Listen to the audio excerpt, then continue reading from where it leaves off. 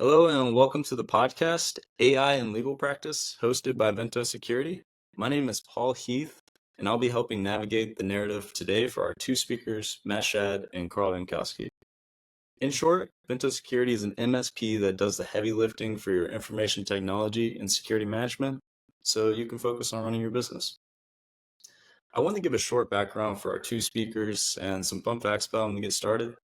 Matt is a founding partner in Schad Law, a musician on the side, and I believe he told me he was in about 4 bands. And Karl leads security strategy at Bento and is a private pilot in his free time. Thank you both for being here today. I'm very humbled to be a part of this. And before diving into today's discussion, let's look at some real-world examples of how AI is being adopted in the legal field. Matt, could you go through some examples of how you're using AI in legal practice or how you've seen it used by other lawyers? Yeah, sure. Thank you. Thanks for the chance to talk to you guys today. I think most lawyers Yeah. are in the experimental phase with this technology. They're using ChatGPT maybe to answer basic questions and as a general reference. And there are some legal research programs and services that are incorporating AI to help people do legal research. I think there's another subsegment of attorneys that I'm trying to be in as well that is using it for way more advanced and complex tasks, like helping write complex writing, brief drafting, using it as a thought partner to enhance the quality of what you're putting out, and using that with ChatGPT and some other services out there that are trying to push the boundaries a little bit. And the legal profession is pretty conservative, and I think people are hopping on this train, but they're also have some serious concerns, and so the movement has been slow so far. Awesome. So I want to paint the narrative for a couple of scenarios on what we intend to talk about further during the podcast today. So the first one was, imagine you're running an office, you've just heard this new AI extension. You're curious, so you decide to download it. What could go wrong here, and why does that matter? Well, there's probably, So I bet maybe Karl we and should I have start. two different ways of looking at that.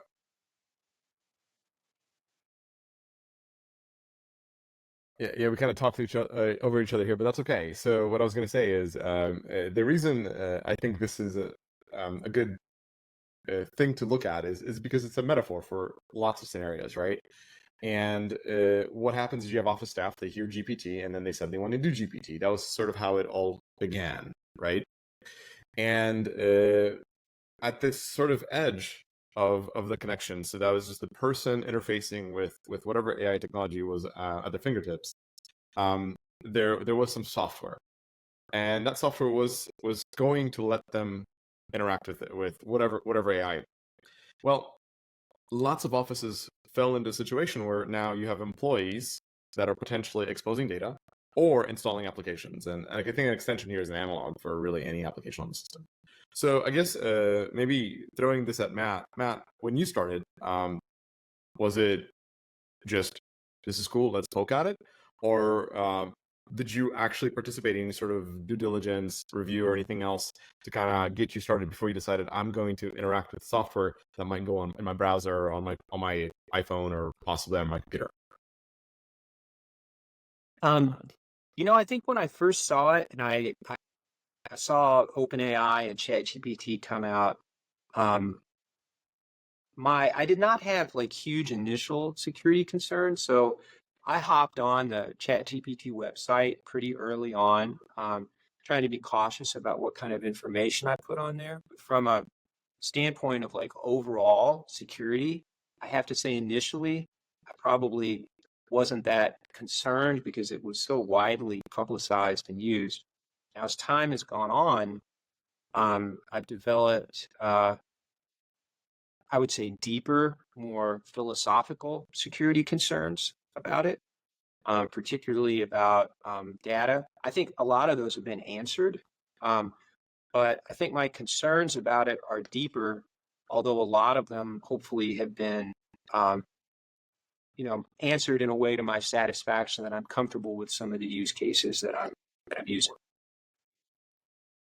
See, I remember sitting in a brewery, and it was like this really nice evening. I got this fire pit spot, and I was just relaxed, and sort of enjoying the beautiful summer evening, and or fall evening, whatever it was. And there's people that were just new to GPT, so this was not in a professional setting. This was straight up people going, look, you can just ask it anything you want, and it gives you responses. But I was there for quite a while, and I realized what they had done is installed an iOS app that allowed them to prompt GPT, except OpenAI hadn't had their iOS app yet. So this was yet another party that was participating in that supply chain. They may have been perfectly fine, but they also may have installed something that now had access to their phone, tracking data, potentially accessed images, had microphone on all the time. These really sort of infinite possibilities, right? As soon as you allow an app access to your photos, that metadata is gone, basically. Every photo, every location, everything there is about that album history is pretty much whoever touched it. So my immediate reaction was, oh no, these guys are fascinated in a private setting. Well, they're probably doing work stuff on these phones.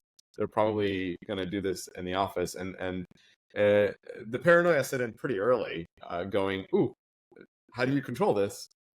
Because it's seemingly entertaining and pervasive right then and there. It's funny, the any of journey that, you maybe? took. Yeah, I think it's funny, like your perspective as somebody who understands a lot of the security implications. I think it's so different than what a lot of people have because, for example, everyone I know assumes Facebook is listening to everything we say all the time anyway, because people have like this anecdotal experience of talking about something in a conversation, and then your feed is full of ads specifically targeted towards something like that, or at least it feels that way. So I think in a lot of ways, people, and particularly young people, seem to have very little like data integrity concerns. It almost feels like the more new this to, the less this is part of like your life experience from an early age, the more concerned you are about private information being out. So I think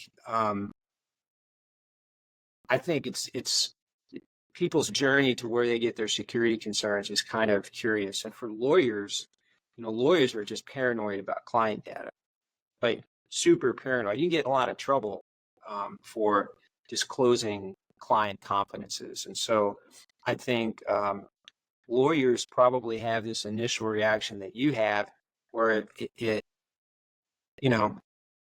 assumption is I can't or should not put anything on here until I'm like pretty satisfied that this is safe. You don't experiment with it first with any kind of confidential stuff.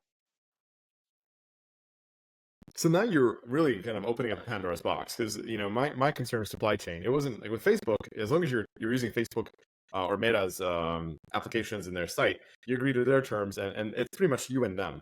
But here it was OpenAI, whoever these folks were at the fire pit, and then potentially some other third party. We don't know who that third party was, but it wasn't OpenAI. Right. It was another company that was now proxying the conversation. Now, obviously, they were not doing anything sophisticated, but then you brought up another point, which is what goes in. Like so what are the consequences a lawyer may have for a data leak?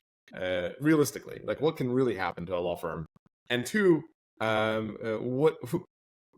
do you respond to that? What do you do with sort of in general? What's the big guidance here with any kind of an LLM or any kind of a GPT system where you're going, all right, I'm going to ask it a question, but I'm going to maybe withhold some info.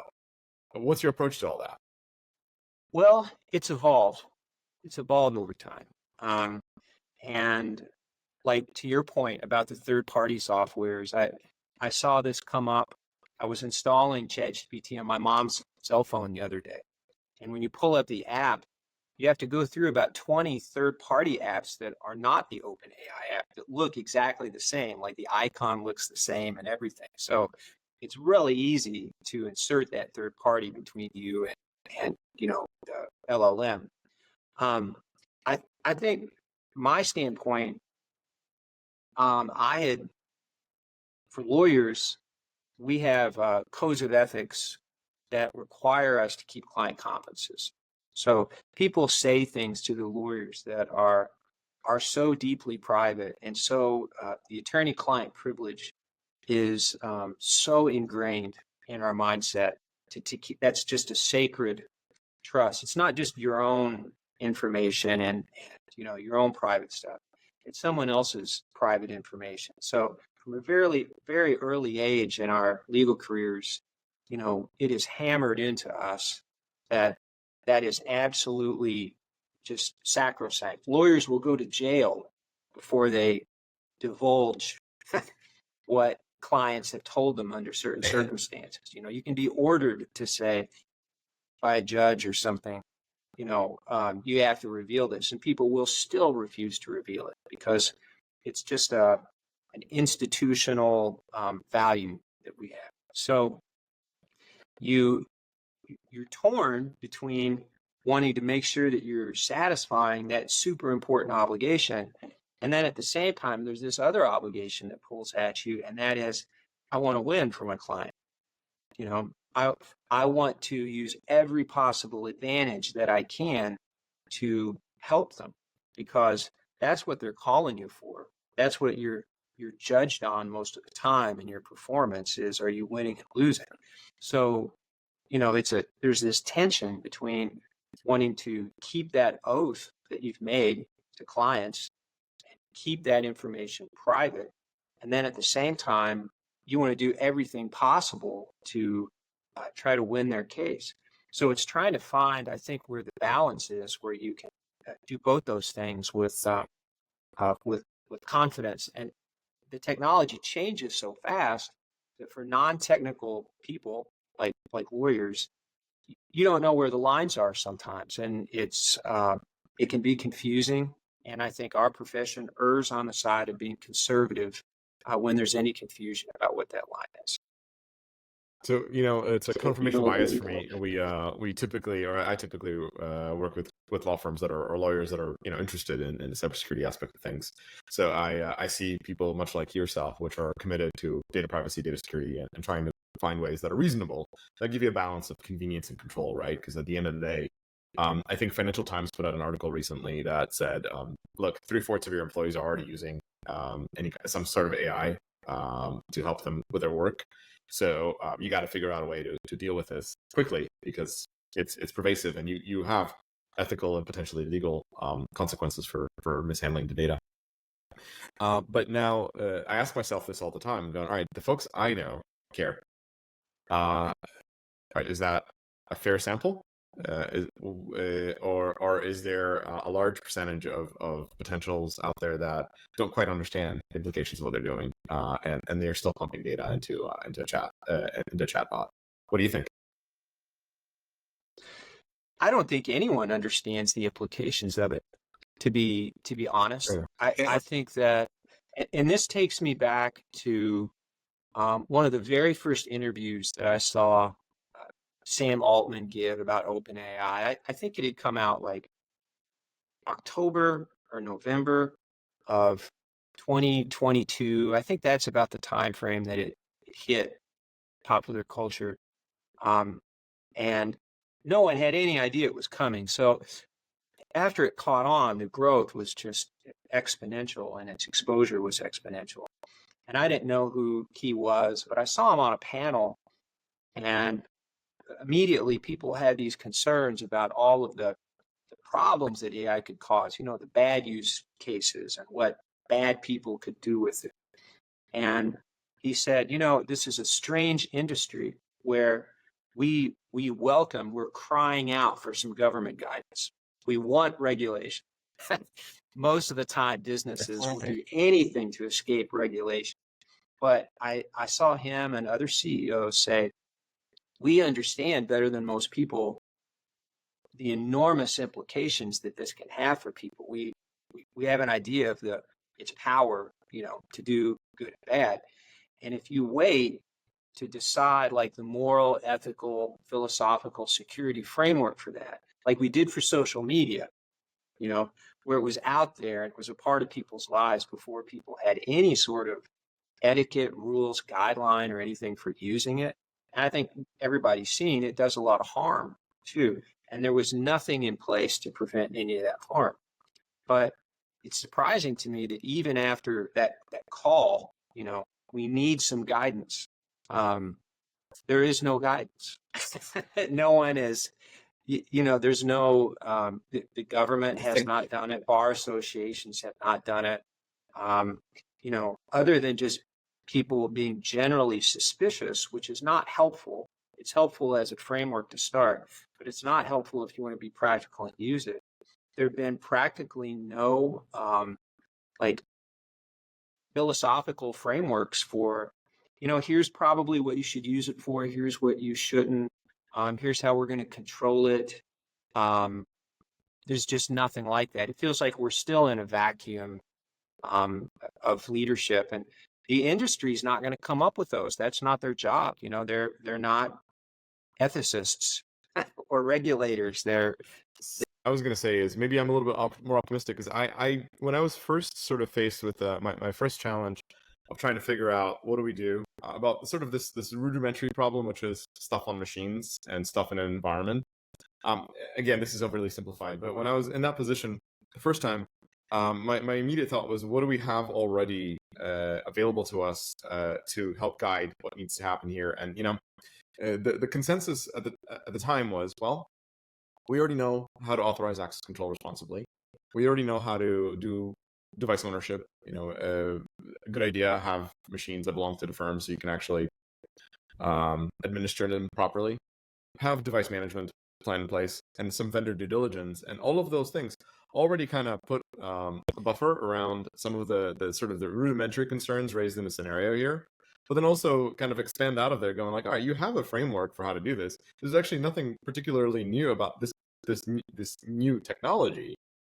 It is still sort of following the same principles as everything else has. So just be responsible. Have a sufficient amount of control, and don't let things get away, and you'll be fine. Ish.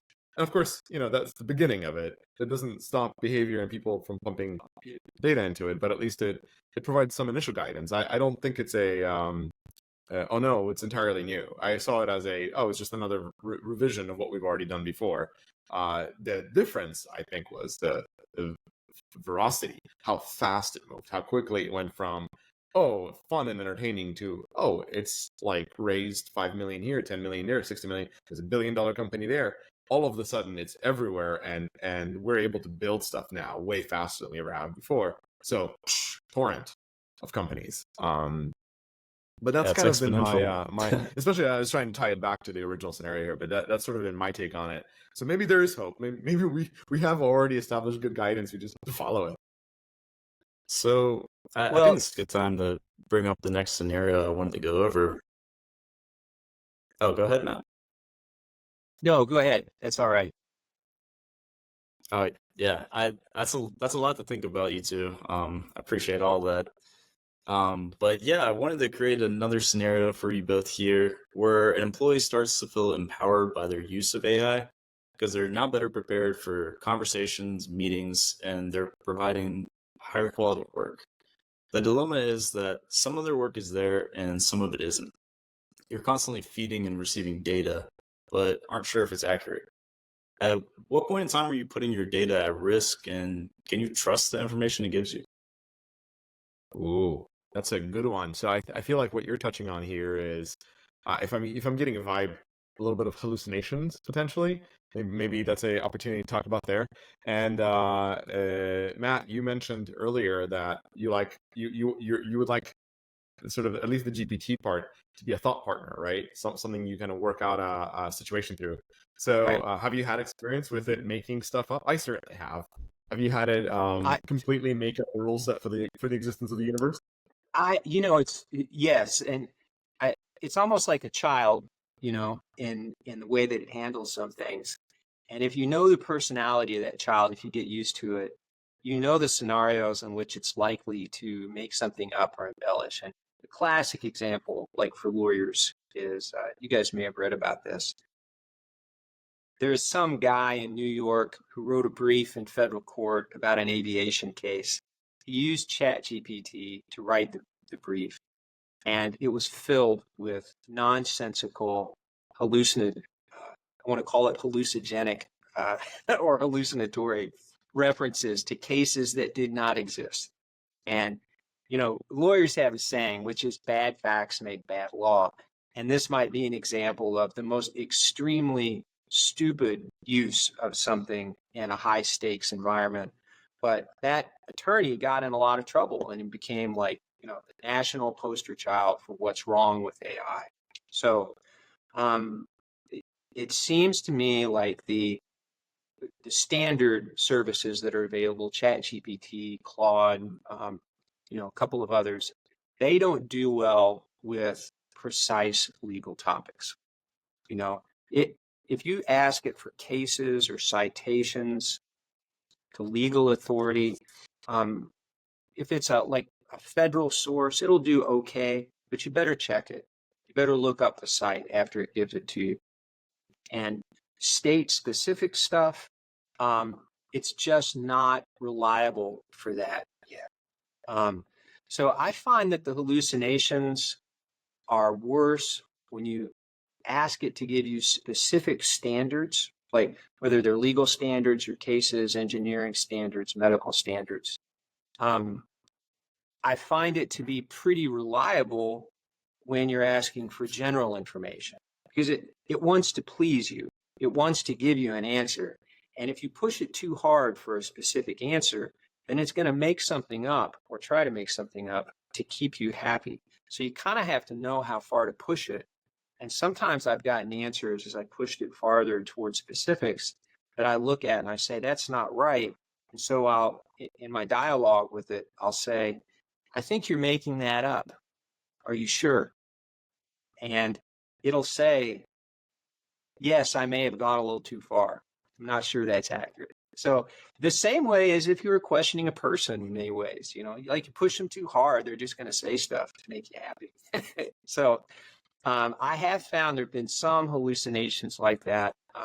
But when you provide your own data and you're asking to synthesize it or summarize it, like a conversation or a document, I haven't seen a lot of hallucinations in that context. So, I suppose it's worth pointing out, the GPT language stuff. That's only one thing, right? Like, there's AIs used many different ways, and in legal, I think we sort of figure there is the legal research and analysis, which you pointed out, right? The document automation review stuff, interacting with clients in some way, providing information, asking questions, and giving them responses, and then just kind of making your life a little faster, a little more efficient. And I think that's maybe the last one is partly in the scenario where an employee is doing better, right? Because they either deliver work faster or it's more accurate, whatever. And then juxtapose against the hallucination bit. So I ignoring the fact that now we're in territory where we might be giving important information, data, real data, to something to then deal with it, right? Because that's kind of the implication of what we're saying here, is that we're doing work, so presumably we're providing details. Just ignoring that fact for a minute, I go back. If I just go back to the basics, what do I know about a law firm? Well, a lot of my experience has been that smaller law firms, particularly, don't understand data very well. They don't have a sort of a good idea of a simple way that they can reliably say, this is important data, this is less important data. Sort of, we call them data classification, but when you're small enough, it's just knowing what to do with certain bits. They're not particularly good there. And certainly data sanitization, which would be sort of the next precursor, and structuring. Because I would imagine that if you understand what you're feeding the system and you're methodical and systematic about that, you're at least going to get predictable results. So you're going to remove the chaos out of it. You might still get hallucinations, but at least at that point in time, you're feeding it something that you know how to what the answer should look like, and that's helpful. I think firms would struggle there.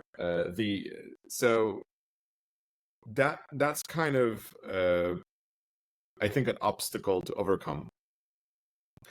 And on the other side of that is sort of the final product. How do you assess it's valid? And I think in a past talk, in a past conversation you and I had, you had mentioned you actually had a solution for this, I think, which was, well, you said something to the extent of that you like to work with technologies that have a clearly defined language model combined with skill sets. Because if you train an AI on a skill, then while its utility decreases, right? Because now it can only do a single thing or a couple things. You also know that that skill is probably very well developed. So maybe can you go into in context of like efficiency or even some of the work that you want to do, what is the skill binding doing for you, and how is that mitigating some of these risks?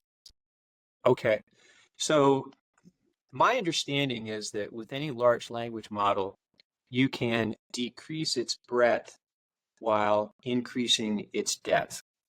And if you ask it to perform a skill in a particular way and give it guardrails, you will get more reliability with that. So for example, I use a third-party solution that is available to lawyers to summarize large documents. And it's a secure platform where it's supposed to be secure. And I can, for example, upload 1,000-page PDF trial transcript and ask for a summary of that.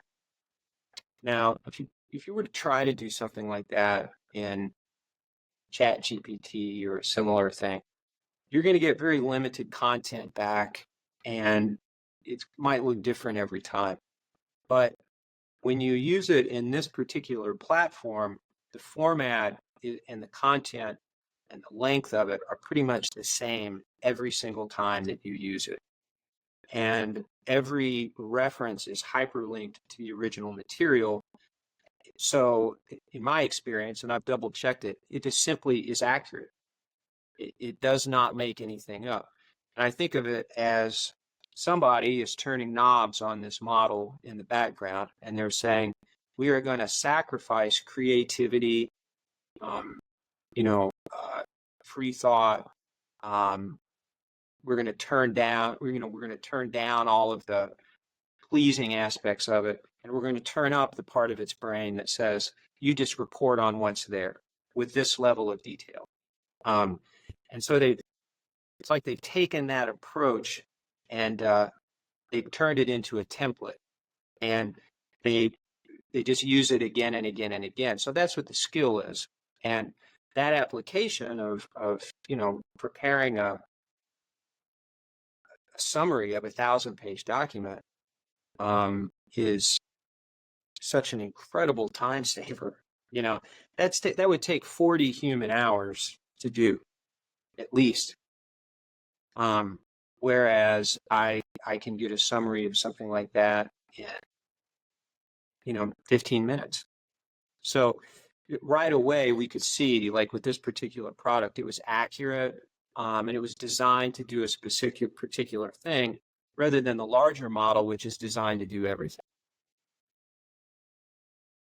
See, you're reinforcing something that I said earlier now, and I'm quite happy to hear this. And it is, we already have things that we can go back to and use to figure out how to govern this next generation of technology. And this one is very basic. I think I learned it in elementary school or maybe in high school, which is cite your sources. Just cite your sources, because if the AI does that for whatever it is doing, and you can go ahead and have an audit trail of that, whether it's in the interaction, because not all AI works the same way, but if you can go back and understand where it got data, that is your validation. So demand it and ask for it. If it doesn't give it to you, see if it will give it to you if you ask, or if you're working with a product, make that an important component of the feature set that you're asking for, and don't engage if you can't really see how it arrived at the answer. That seems pretty straightforward. So I like that. But you said also something else, and I can't help but want to explore that further, because this is the crux of this. I think supposed to be secure. You said those words, right? So I know I know why you did that. The natural reaction is to say it's secure, and then it's instant doubt. I personally feel that, and I think we all do. So, what is supposed to be secure? Like, how do you, as a lawyer, assess that part, and what makes you feel that it's okay? Well, let's look at this. Isn't the first time historically that me or the lawyers had to answer this question. So my approach is sort of guided by history, and let me be more specific about that. There came a time when things like Dropbox and online file sharing services went from something that no one used very rapidly to being like prevalent. Like most law firms now, most people store documents in some cloud-based storage device. It could be Dropbox or iCloud or whatever. And when that first appeared on the horizon, people were like understandably nervous about putting private, confidential information in a place like that. Like, can someone intercept it along the way? Does someone on the back end in that virtual file cabinet, do they have access to it? Can a competitor or someone else, break into that place? This is the way non-technical people think about, data security. Over time, probably not because we had specific technical information, but because experience led us to the conclusion that it was safe, or maybe general acceptance in the community got to a point where it was okay. We all began to feel comfortable with that. Dropbox, Microsoft SharePoint, all of these things now, we take for granted that if we put it in there and we do some of the basic right things, that it's a safe place to have that data. I initially did not have that initial level of trust with AI. And I wasn't familiar with some things you brought to my attention, like what is a SOC 2 protocol? What kind of encryption is used? We don't normally get down in the weeds or that technical. So I think as I got more familiar with it, there's things I became more comfortable with discussing with ChatGPT. And it's just I would call it just a general acceptance, especially among the community. The more people do it and the more prevalent it is, the safer it seems, or at least the most socially or professionally acceptable it seems to be. So I think with AI, that's the point where people aren't really there yet. That's fascinating, because you actually bring up again. Okay. With AI, I hear you. So what I'm hearing is novelty, right?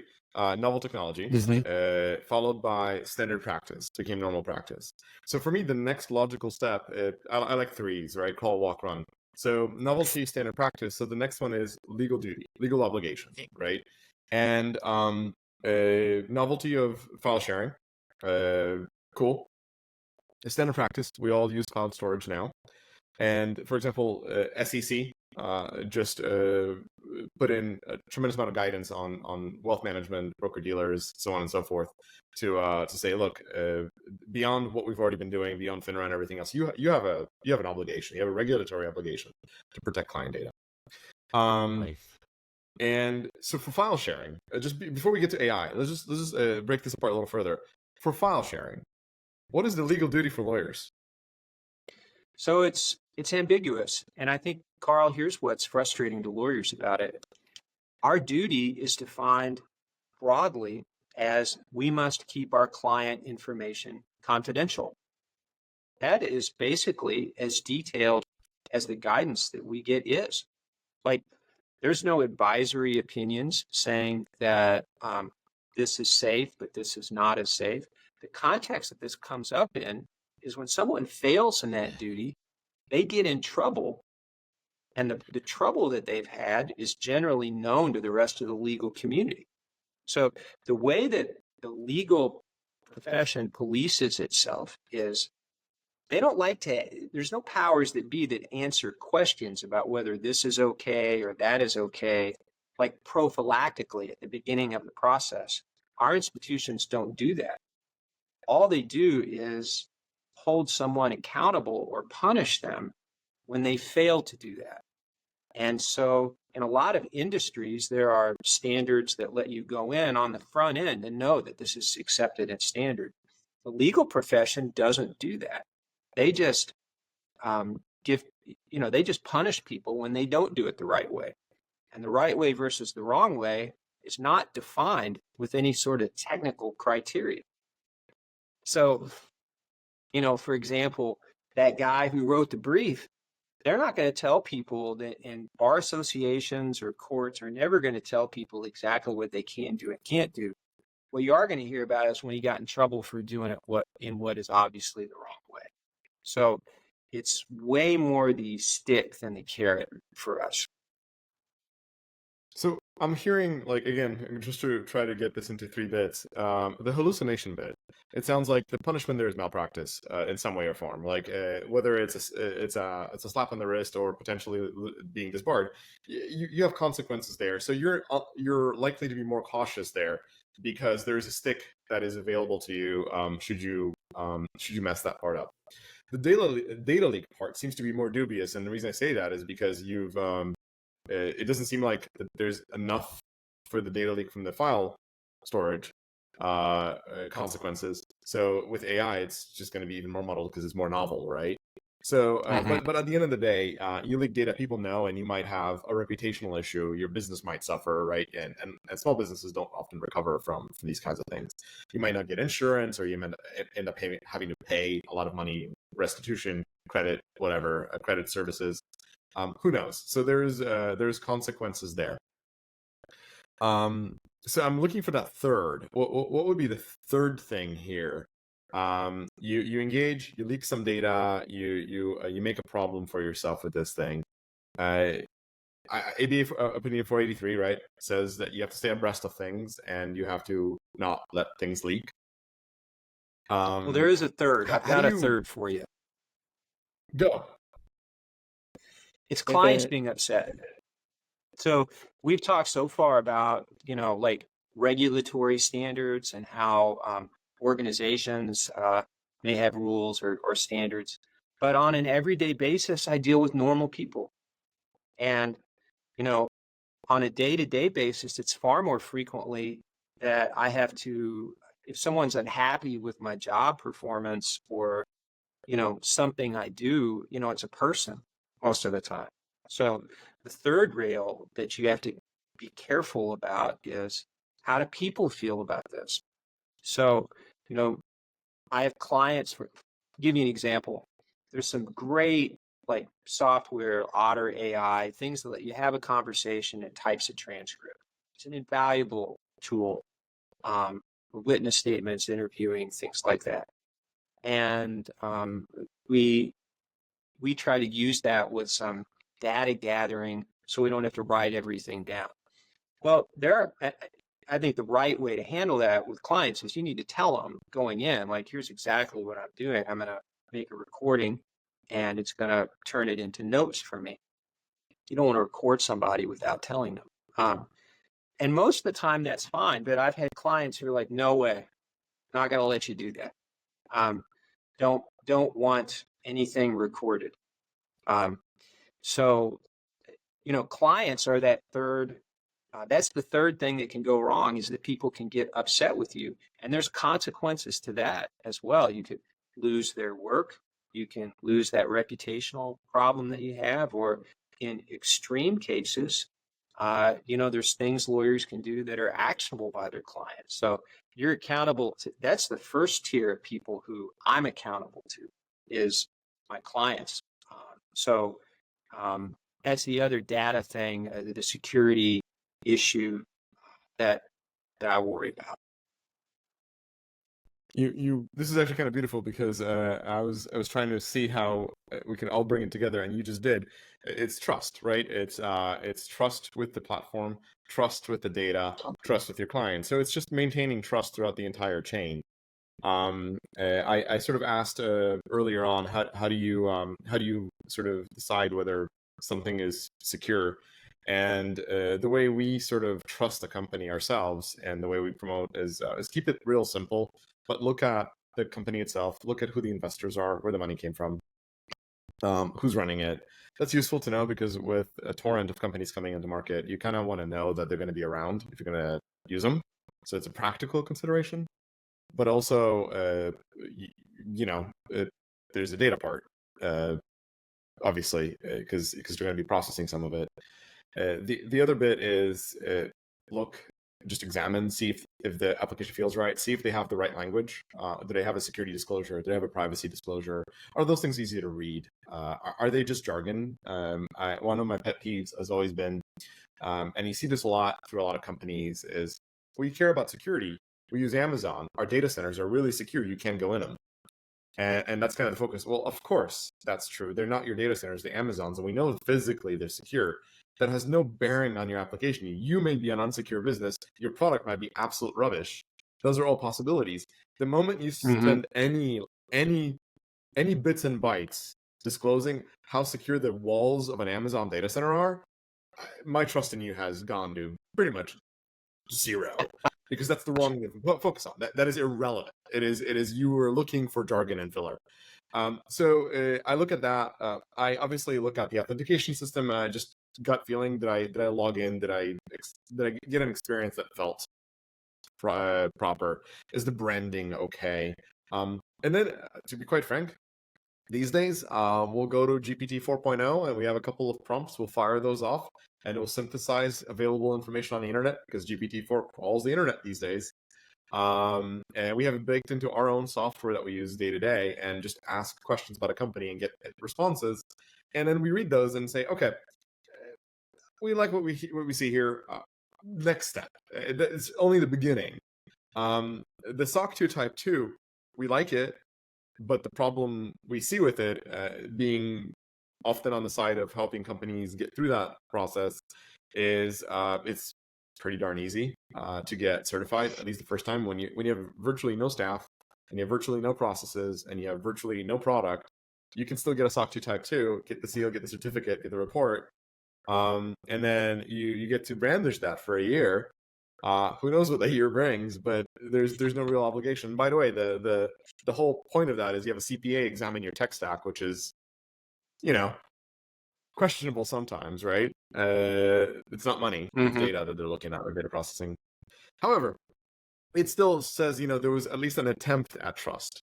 So we look at all of those things collectively and establish what we call a vibe. We do a vibe check on the vendor, and how does it feel? Paul, I think over to you. Unless Matt wants to I think reject a lot it. of Can I people say still something, didn't Paul? know why. Yeah. Go for about it. that. So I think that's such a cool way of putting it, because I just had a tragic call earlier this week from an old client of mine, an elderly client who had been scammed online out of a large sum of money. Okay. And I think that this feeling that something's not right with tech is almost like an instinct now. It's almost like Spider-Man's spider sense. And, the way that bad actors try to invade your privacy and take things from you is so evolving and cutting edge all the time that you almost have to rely on this vibe instinct that you have. Like, you get an email asking for you to, I have money for you. Can you log on to Microsoft so I can send it to you or something? Like, different classes of people will have way different responses to that. Like, my late father would come into me with things that people had sent him, like the Nigerian prince who has a large money transfer that they want your assistance in making. And he's like, I think this is going to be a great opportunity. I'm like, Dad, that's like the original first scam. And it's generational as part of it. Part of it is, just developing a sense for what is right and what's not right, that vibe. And, I wish there was like an evolving top 10 things that ought to set that warning bell off. I think that would be helpful, to people. But So it's amazing how much of this you is said sort of something- instinctual. Yeah, and I want to say I want to caution there because so now you kind of opened up, and I know we're probably running a bit short on time here, but you opened up a thing that I personally am very skeptical about. So I want to make sure I have a chance to squeeze it in. So you have the word reputation on there, and humans are creatures of reputation. We exist. We do all of our social stuff based on reputation. So that gentleman or that client that had been scammed had a material impact on their reputation to come to you and say, look, bad things happen. I made this mistake. And hopefully they realize what it was. But that hurts. A lot of us won't disclose that. Many more of us get scammed on a day-to-day basis and we brush it off because we don't want to be seen as that. But on the other side of that scam is our general belief that our gut is correct when it's often wrong. And in fact, most studies around reputation scams and confidence game scams suggest that our gut is absolutely a terrible mechanism for assessing whether we're feeling whether we are being scammed or not. And the Nigerian scam prince specifically, I remember working a case years ago, and it was devastating because I always laughed at that one. It was always, well, of course it's a scam, right? Like Nigerian prince offering you millions of dollars. How could anyone fall for this? I got to work a case where I saw how they did, and it is tragic. And the only thing I can say is the scam that you read there is not the scam. It's a money laundering operation in which they exploit someone that's very lonely, and that person sees money. Money actually arrives in their bank account. So there's a chance that when you engage with one of these people and you get taken along for this ride, for a brief period, you will see $70, $80, $100,000 appear in your bank account and then vanish because what you're being used to is funnel money that's being stolen from a company into your account and then shipped overseas. And apparently, it's a lot faster to move stolen money than it is if you just wanted like wire transfer money to close a mortgage. So all of it, I got to see firsthand and interview the people that were victims to it, and it is the conversations continue to hunt me like a decade later. I guess what I'm trying to say though is what I thought my gut was about this Nigerian prince scam at the time was, come on. But in the end, learned that I was very wrong about what this was, how it operated, and sort of what the machinery behind it was. And there was no bright side. There was no laugh anymore. Like it got really, really sad. Well, talking about. Oh, I was going to say, I actually had something similar happen to me where it was an advanced scam. They sent me a fake PayPal confirmation, sent it to me, tried to get me to put my credit card information into it. And lucky enough, I was 16 years old at the time and had some kind of sense of this is a vibe check. The vibes felt off, and I decided not to do it. But I suppose, yeah, like where you're saying. Paul, worth mentioning in all this. So just to kind of link it back to AI, right? These are getting more sophisticated because AI is making it a lot easier for all the people out there to have conversations with how to change the language, how to change the appeal, how to ingest all of the language modeling available to them to write something that is in fact convincing. And so now, and you couple that with voice, right? We can do AI generated voice conversations. We can do AI generated video. You bring all of that together and you have yourself a world of tooling that malicious actors have that was unprecedented in the past years. So they're coming at you a lot harder now than they ever have before, and it was already very successful. Deloitte says for every is it $34 spent on malicious activity, it's a $25,000 return. And now that margin's growing because AI is making it giving pretty much everyone the ability to create something that's far more convincing than they ever have before. A better work product. Anyone can do it. So I wanted to go ahead and get into our last scenario. I feel like it's very relatable for a lot of people. So basically, AI like this has been running for a little more than a year, but we're all pretty much exhausted, excited, then exhausted again. It's a cycle falling under one umbrella called AI. We think it does things, but it doesn't. We think it knows things, but it doesn't. It all just seems like one big gray area. The real question is, how to use AI versus how not to use AI. And your experiences, what have you learned about this? I think we covered it a little bit, but if you guys want to go into it further.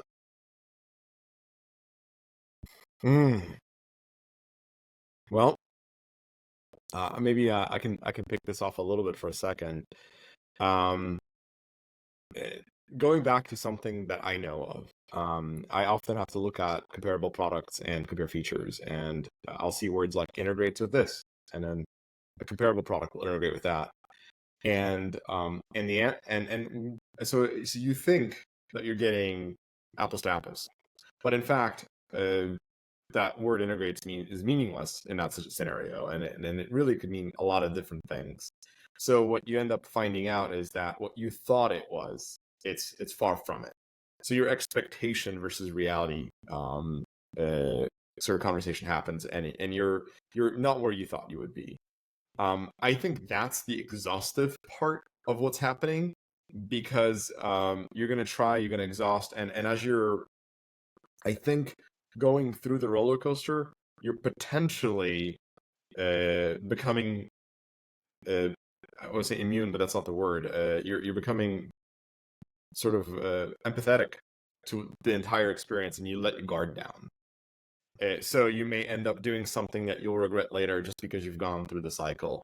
So the response in my world is put the brakes on. This is good. Let's figure out what shadow IT exists in your organization. See who's using what. There's ways we can do that. And then say, all right, give people this, that, and the other. Tell them how to use it. Train them on that. Give them something that they can use and reward them for their effort. Encourage it. Teach them. But steer them in a direction. That way they don't go all over the place, because that exhaustion itself is going to be a mechanism or a catalyst for something really bad happening later. That's been my take, and it always goes back to the origins, which is, this is okay, this is not okay to do at work. Here's how you do it. Train them, teach them, and work with them. What do you think? I think that first of all, I think the technology is exhilarating in many ways, and my staff uses it. I use it. We haven't talked about it a lot, but I feel like it has made me way more productive and enhanced what I can do in some fundamental ways. That being said, it's exhausting. Keeping pace with the changes, and by changes, I don't just mean what it can do. I mean the different vendors who do it, the security aspects of how it's done, even the best way to use it or the most productive way to use it. The interface changes routinely. Its capabilities change. So trying to and I think we all know that I need to be implementing this to achieve, the most that we can do. I don't want to leave tools on the table. This is a very competitive business, and you don't want to handicap yourself. At the same time, I have to constantly be looking at, articles, YouTube videos, technical data to figure out whether I'm using it in the right way, whether there's a better way to use it, whether I'm training people to use it the right way. And change is exhausting and stressful. It's exhilarating, but it's also exhausting and stressful. And because this is in what feels like a constant state of change, it's not like you learn Microsoft Word and it works the same way for the next 20 years. It's not the same. So the training is a living, breathing, organic thing that changes almost day to day. And that can take a lot out of you. You said something about to the extent of competitors using it, and I think this is a good opportunity to bring in. As I mentioned earlier, I've been trying to relate everything that we're dealing with sort of to things we already know, and that's been important in kind of creating a framework around how to address it. But the competition part is very much new, I think, because it introduces two risks that in many ways we're not there before. One is just data pooling, right? Clobbering your information. If it's feeding an AI, it's learning from your data potentially. It may not be, but if it is, and that information is being sort of diluted across a whole bunch of language models that might be used by other law firms. But the other one is the imbalance. The companies with a lot of money can invest in a lot more stuff, and they can potentially extract that information, use it to their advantage. So even indirectly, not like tap into your document that you may have uploaded to an AI, but simply by having the ability to process a lot more data a lot more quickly throughout more sources, they may arrive at the meat of your argument indirectly, and then be able to isolate it. And I don't have an answer for that. It's more of acknowledging that in addition to, let's just say, the 8 or 10 sort of obvious risks that relate to things that haven't changed in the last 20 years, all that much, they're a new version of the same thing. There's these other things that are very new, and those would be the two that would fall into that bucket for me. I think one of the only silver linings of the sort of really large organizations having more capabilities is, so far what I've seen, at least in the law, is the larger the organization, the less nimble they are, and they are very slow to adopt. Okay. Okay. So, the bigger an organization is, they might have more money resources at their disposal, but what they also are is less nimble. And right now, what I'm seeing is, because I'm a small office, it's me and a few other people, I don't have to go through committees or whatnot in order to implement new technology. And we're using things that much larger firms with way more resources don't use. So I think it cuts both ways. Resources is one issue, but organizations that make decisions by committee and have to have everyone agree, it takes them way longer to adopt things. And I think they're going to fall substantially behind in innovative uses of AI. I'm hearing tortoise and the hare here, except I read that story recently, and I understand the tortoise won. I'm not sure who the tortoise is in that conversation, but there was definitely one clear winner in that. I'm hoping that's not the case here. I hope everyone wins their own way, and I guess everyone gets a trophy. I don't know. We'll have to see. Well, so I mean, going back, I see a question here: how to use AI versus how to use AI. Obviously, I just want to throw a little bit there for that. We talked about a little bit about tools and vendor selection. Perhaps I touched on minimizing what you put into it, anonymizing what you can. So I mentioned sanitizing data earlier. That's a good strategy for deciding, removing names, removing vital information unless you absolutely need it. Certainly, making sure that the products you use meet your standards, whatever they might be, and certainly come up with standards. So to give an example, Microsoft Copilot, it has the big thing that you can talk to and does things, but it also allows you to plug your own data set in, and it will use the big thing against the little thing, but it won't merge the two. And I'm trying to keep that as plain and simple as possible. But the idea is your data remains private to you. It's only the analysis engine that's able to talk to it, and that data, the information extracted doesn't go beyond your world. So there are ways to ensure that things stay private. And in addition to that, secure is not the same thing as privacy. Security is making sure the organization cannot have doesn't have a way where a vulnerability in the system could actually cause that data to leak out through ways they can't control. And then certainly be very critical of who you choose to trust with your information, and just because the next shiny toy novel, perhaps not immediately the thing that you must adopt. Definitely give it a moment to see what the companies do. How they're funded is usually a good way to go. Crunchbase and several other companies track how much money is raised, so that's usually a really good indicator for what might happen. Although good indicator is not a great indicator, so there's still a lot of vulnerability there.